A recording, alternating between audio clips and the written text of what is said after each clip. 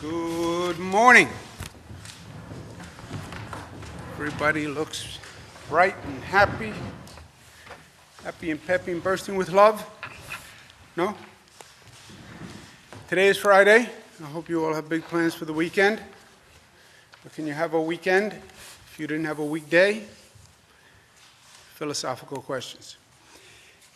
Total hospitalizations down. Good news.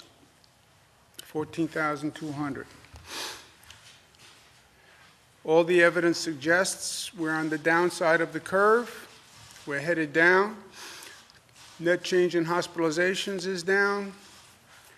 Net change in intubations is down again. And they have been down for a while. This is still not great news. Number of new people coming into the hospital, number of new infections is slightly down, but that's basically a flat line, and that is troubling. About 1,200 new, 1,300 new infections every day.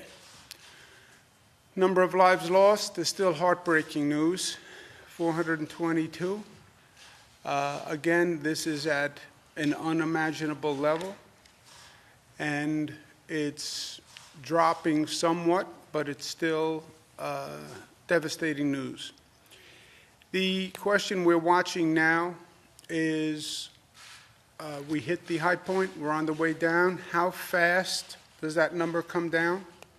And how far does that number drop? We have projections again, like we had projections on what the disease was going to do on the way up the mountain. We have projections on what the disease would do as a rate of decline. But again, they're just projections. Some projections has it going down and flattening at about 5,000 people in hospitals still. Some projections have the decline slowing between now and June.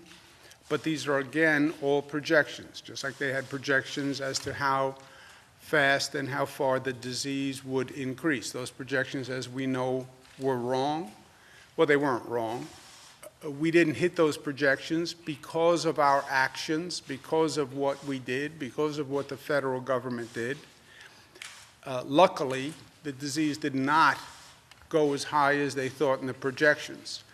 You now have the corresponding question: how fast is the decline? How low is the decline? And again, the variable is going to be what we do. We change the projection on the way up. We can change the projection on the way down. But it's purely dependent on what we do. Are we socially distancing? Are we testing? How fast do we reopen? How do we reopen? You answer those questions, and you will determine what the rate of decline is. If you say, well, we're done, can't stay in the house anymore, let's just reopen.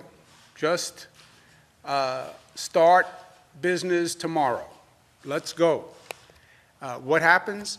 That's what happens.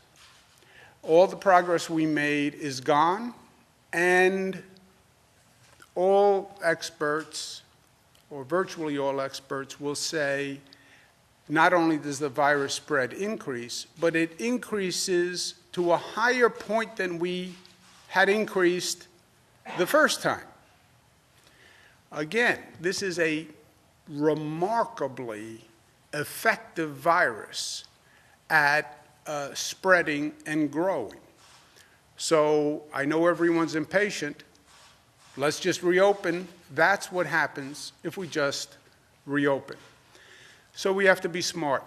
People are also talking about a second wave, potential of a second wave. People are talking about potential for the virus to come back in the fall, which means the game isn't over, which means the game could be just at halftime. So let's make sure we're learning the lessons of what has happened thus far. And let's make sure we're being truthful with ourselves. Not that we're deceiving anyone else, but let's make sure we're not deceiving ourselves. What has happened? What should we learn from as far as what has happened thus far, so we make sure we don't make the same mistakes again? And let's do that now. this was our first global pandemic. Welcome. There had been people who talked about global pandemics before. Bill Gates had talked about the potential of a global pandemic. During the Obama administration, they talked about being prepared for a global pandemic. But it was almost always an academic exercise. What if, what if, what if? Once it happens, once it actualizes for people, then it's different. Then people get it. We now know that a global pandemic is not just a textbook exercise. It's not just a tabletop exercise. It can happen. And when it happens, it's devastating. And let's just learn from what happened on the first one. Let's just get the basic lesson of what happened on the first one. Last November, December, we knew that China had a virus outbreak. You could read about it in the newspapers, right? Everybody knew. January 26, we know we had the first confirmed case in Seattle, Washington, and in California. February 2nd, the president ordered a travel ban from China. March 1st, we have the first confirmed case in the state of New York. By March 19th, New York State is totally closed down. No state moved faster from first case to close down than the state of New York. March 16th, we have a full travel ban from Europe. Researchers now find, and they report in some newspapers, the virus was spreading wildly in Italy in February. And there was an outbreak, massive outbreak in Italy in February. Researchers now say there were likely 28,000 cases in the United States in February, including 10,000 cases in the state of New York. And the coronavirus virus that came to New York did not come from China. It came from Europe, okay? When you look at the number of flights that came from Europe to New York, the New York metropolitan area, New York and New Jersey, during January, February, up to the close down, 13,000 flights bringing 2.2 million people. All right? So November, December, you have the outbreak in China, everybody knows. January, February, flights are coming from Europe. People are also coming from China in January until the China closed down. And the flights continue to come from Europe until the Europe shut down. 2.2 million people come to New York and come to New Jersey. We acted 2 months after the China outbreak. When you look back, does anyone think the virus was still in China waiting for us to act 2 months later? We all talk about the global economy and how fast people move and how mobile we are. How can you expect that when you act 2 months after the outbreak in China, the virus was only in China, waiting for us to act? The horse had already left the barn by the time we moved. A researcher now says, knowing the number of flights coming into New York from Italy, it was like watching a horrible train wreck in slow motion. Those are the flights that were coming from Italy and from Europe, January and February. We closed the front door with the China travel ban, which was right. Even in retrospect, it was right. But we left the back door open because the virus had left China by the time we did the China travel ban. That's what the researchers are now saying, with 28,000 cases in the United States, 10,000 in New York. So, what is the lesson? An outbreak anywhere is an outbreak everywhere. When you see in November and December an outbreak in China, just assume the next day it's in the United States. When they say it's in China, just assume that virus got on a plane that night and flew to New York or flew to Newark Airport, and it's now in New York. That has to be the operating mentality, because you don't know that the virus didn't get on a plane. All you need is one person to get on that plane in China and come to New York. The way this virus transfers, that's all you need. And you can't assume 2 months later the virus is still going to be sitting on a park bench in China waiting for you to get there. That is the lesson. And again, why do we need to learn the lesson? Because they're talking about this happening again with this virus, where it could mutate in China and get on a plane and come right back. Or the next virus, or the next pandemic. Whose job is it to warn us of these global pandemics? The president says it's the World Health Organization. And that's why he's taken action against them. Not my field, but he's right to ask the question, because this was too little too late. And let's find out what happened so it doesn't happen again. And it will happen again. Bank on it. Let's not put our head in the sand and say this is the only global pandemic that we'll ever have to deal with. In the meantime, let's keep moving forward. One of the things we're working on is how do we clean, how do we disinfect. We're talking about reopening. We still have public transit systems running. We still have buses running. So we've been working on how do you come up with new cleaning, new disinfecting protocols. And I asked a simple question to our team a few days ago: how long does the virus live? And it's something we need to know, but frankly, I think it's something everybody needs to know. The virus can live up to 72 hours on plastic surfaces and stainless steel surfaces, okay? So just think about this from a transit point of view, or from your car point of view. It can live on a vinyl car seat up to 72 hours. It can live on a pole in a bus or on a seat in a bus for up to 72 hours. Up to 24 hours on cardboard, up to 4 hours on materials like copper. And the droplets can hang in the air for 3 hours. This was a shocker to me. When they were talking about droplets, I thought it was a droplet and then it falls, right? It's a droplet that can hang in the air for 3 hours. I don't even know how that works. And many of the people who spread it are showing no symptoms at all.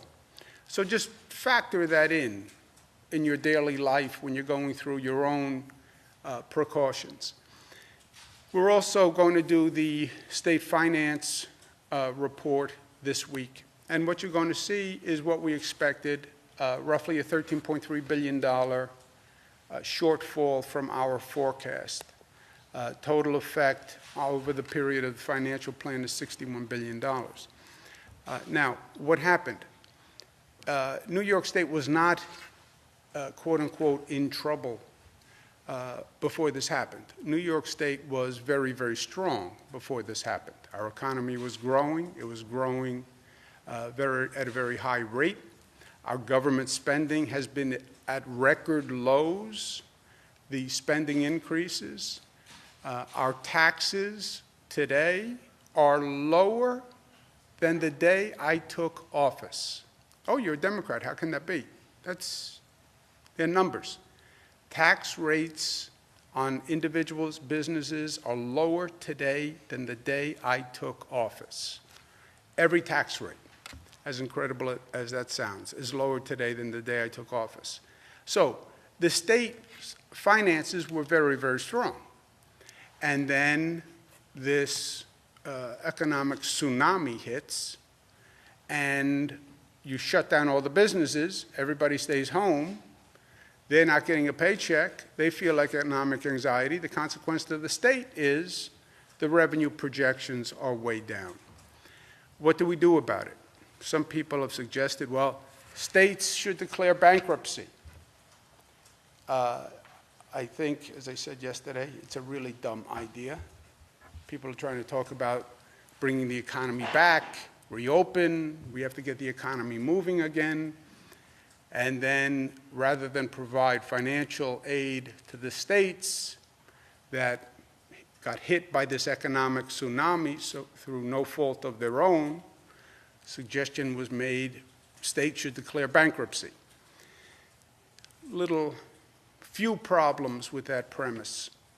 Forget the morality of it and the ethics of it and the absurdity of it and the meanness of it. Legally, a state can't declare bankruptcy.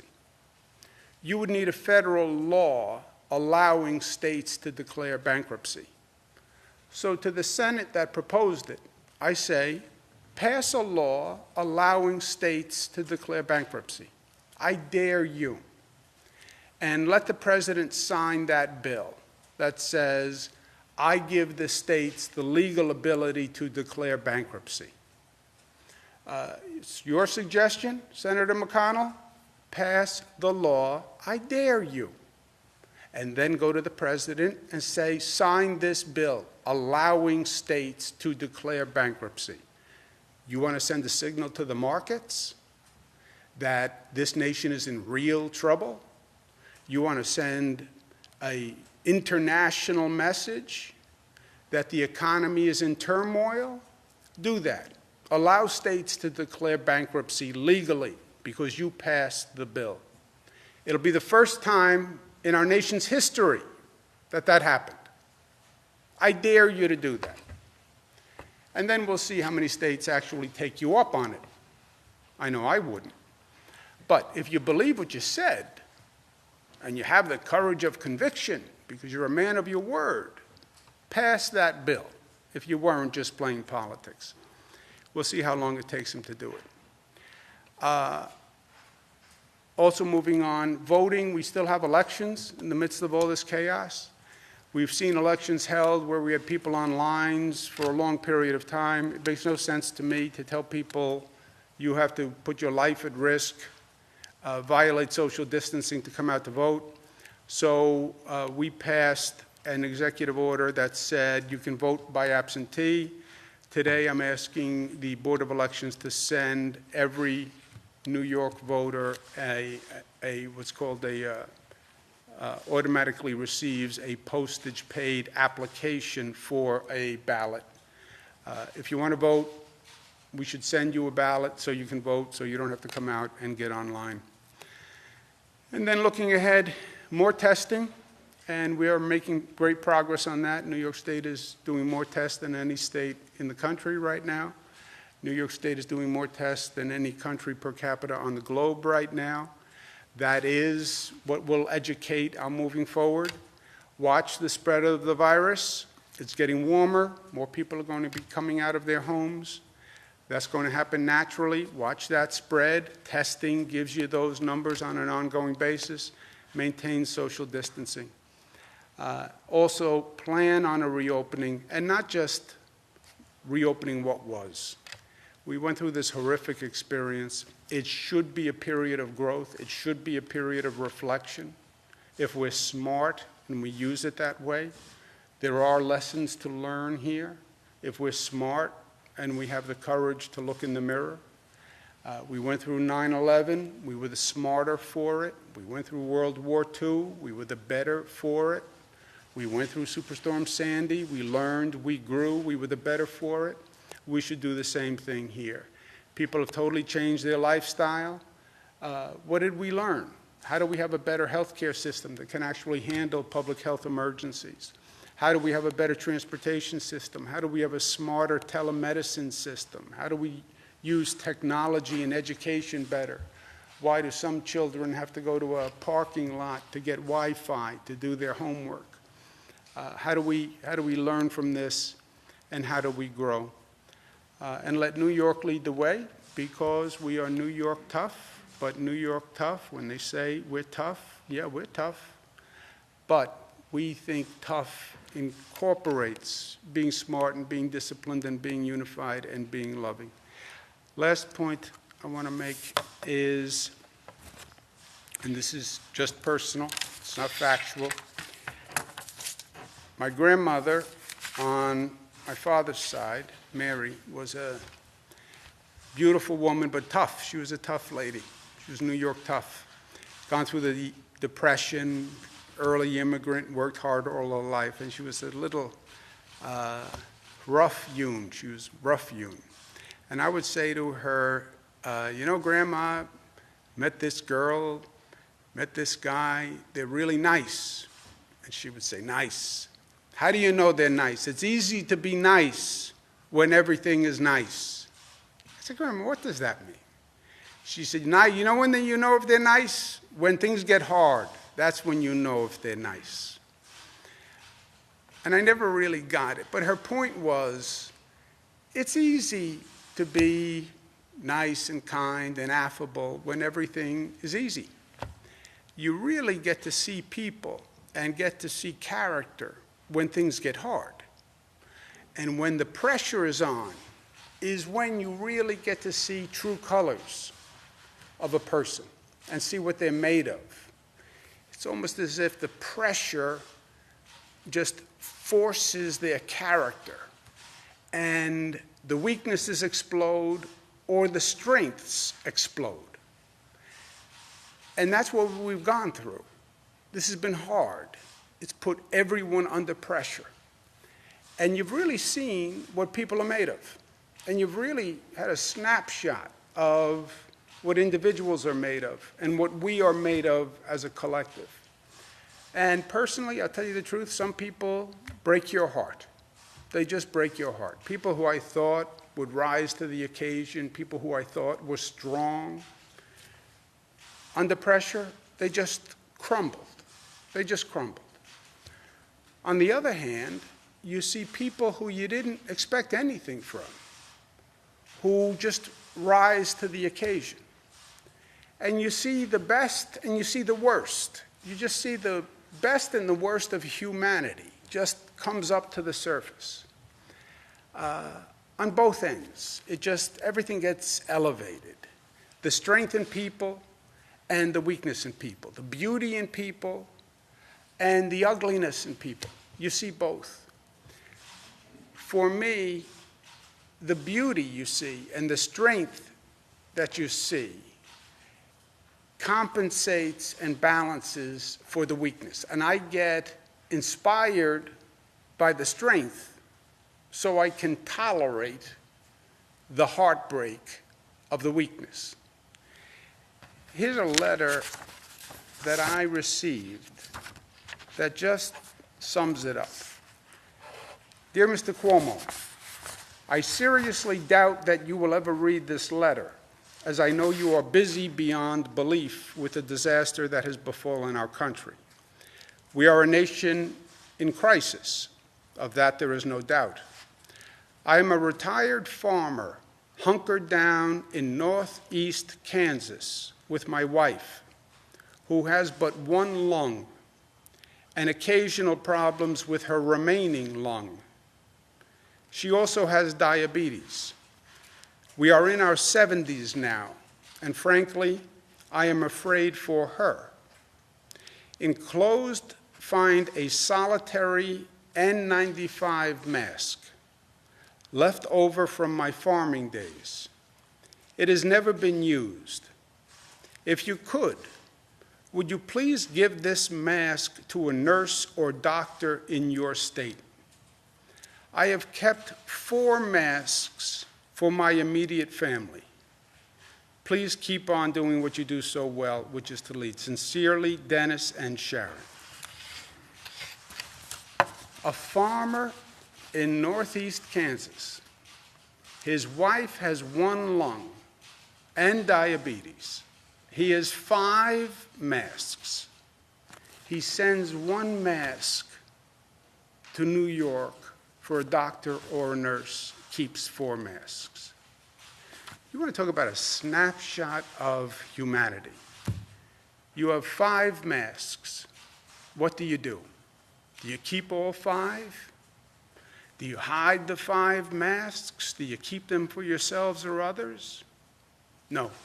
You send 1 mask to New York to help a nurse or a doctor. How beautiful is that? I mean, how selfless is that? How giving is that? You know, that's the nursing home in Niskayuna that sent 100 ventilators down to New York City when they needed them. It's that love, that courage, that generosity of spirit that makes this country so beautiful and makes Americans so beautiful. And it's that generosity of spirit, for me, makes up for all the ugliness that you see. Take one mask, I'll keep 4. God bless America.